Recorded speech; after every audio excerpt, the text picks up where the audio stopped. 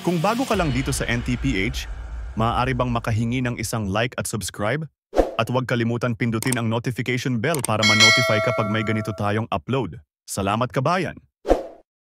Kasama po natin ang tagapagsalita ng Iglesia ni Cristo, ang kapatid na Edwil Zabala. Ka Edwil, magandang hapon po sa inyo. Magandang hapon po, Kuya Jen at Kuya Nelson. Magandang hapon po sa inyo.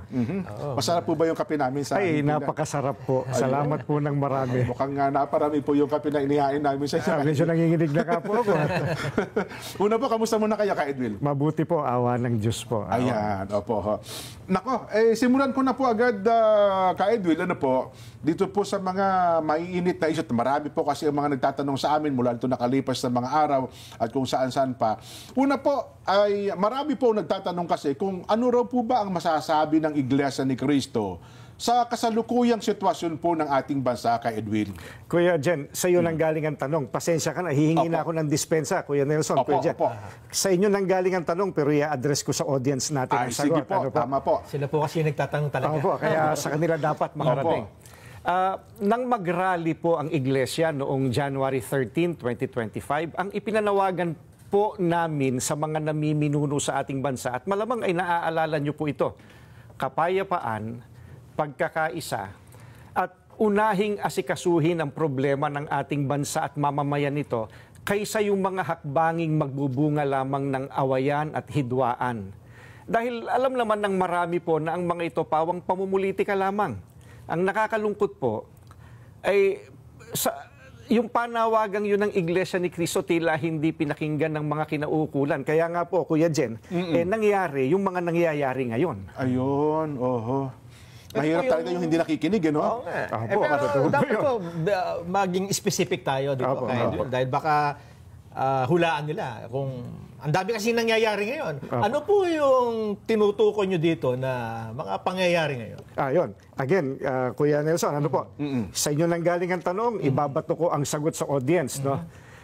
Hindi naman po natin may tatatwa ng sino man. Matindi ang pagkakabahabahagi ngayon ng mga nasa gobyerno hanggang sa ating mga mamamayan. Hindi lamang tayong mga Pilipino ang nakakaalam na hindi tayo nagkakaisa. Ang nakakalungkot, maging ang mga taga-ibang bansang nagmamasid sa kaganapan po rito ngayon sa Pilipinas, alam na alam nila, hindi nagkakaisa. Magulo. Malamang po, maging ang mga kapatid natin sa ibang bansa, ganyan din po sentimiento. Ka Edwin, ano po? Sila po na nakakakita sa atin. May kanya-kanya silang opinion po. Nako, mabuti po, nabanggit niyo po yan, Ka Edwin, ano ha? Ngayon po, ano po ba ang posisyon ng Iglesia ni Cristo sa usapin tungkol po sa dating Pangulong Rodrigo Duterte? Ayan po, we come to the crux of the matter. Yes po, opo. Para po sa mga kababayan po natin, ang posisyon po ng Iglesia ni Cristo ay ito. Kung ano ang tama at kung ano ang nasa mga batas natin, yun sana ang dapat pairalin. Huwag po itong pilipitin para umayon sa nais ng sinuman. Hindi po sumasang-ayon ang Iglesia sa anumang hakbangin na hindi naaayon sa mga batas ng ating bansa. Sapagkat ang batas po ang salalayang nagpapanatili ng kaayusan sa ating bansa. Kapag ang batas ay binaliwala, ay nagbubunga ito ng kaguluhan, hidwaan at kawalang hustisya. Alam niyo po iyan. Sino mang Pilipino o mamamayan ng ating bansa na may ginawang paglabag sa ating mga batas, dito dapat litisin sa ating bansa. Bakit po? Sapagkat gumagana naman ang sistema ng ating hustisya. Hindi po natin sinasabing wag litisin ang dating Pangulo sa mga iniaakusa laban sa kanya.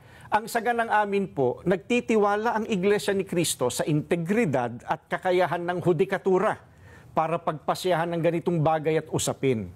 Ang mga hukom natin ay may kakayahan po na gampanan ang kanilang tungkulin, na ipataw ang tamang hustisya at pairali ng katarungan sa lahat ng sandali.